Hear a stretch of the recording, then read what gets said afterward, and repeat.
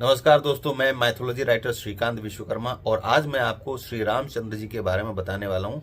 ये चीज़ें आपको माइथोलॉजी धर्म ग्रंथों में ही मिलेगा, ऐसे सामान्य चीज़ें ये मिलती नहीं है।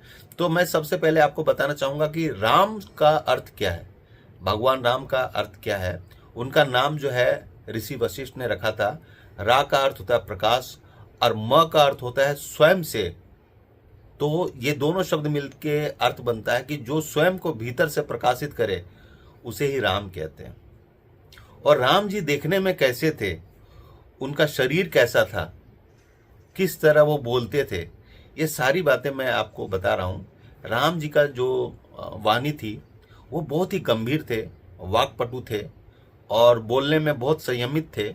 और उनका सीना जो है बहुत चौड़ा था और उनकी जो भुजाएं हैं ना वो घुटनों तक जाती थी। बहुत कम लोगों की भुजाएं ना घुटनों तक जाती है। अगर किसी की भुजाएं घुटनों तक जाती है तो समझिए वो सामान्य आदमी नहीं है, असामान्य है। मतलब कुछ तो दैवीय गुण होते हैं उनके अंदर।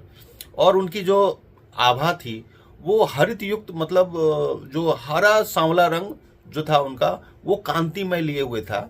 और उनकी आंखें जो है सामान्य से थोड़ी सी बड़ी थी और उनकी जो गर्दन थी, ग्रीवा, उसमें ना वो जो तीन रेखाएं थी, उसमें जो ग्रीवा थी उनकी शंख के समान थी और उनमें तीन रेखाएं थी, वो आभायुक्त थी।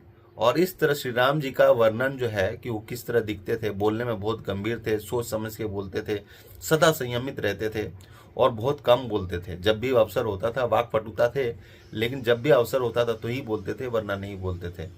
तो राम नाम का अर्थ आप समझ चुके होंगे। राम जी कैसे दिखते थे ये भी मैंने आपको बताया।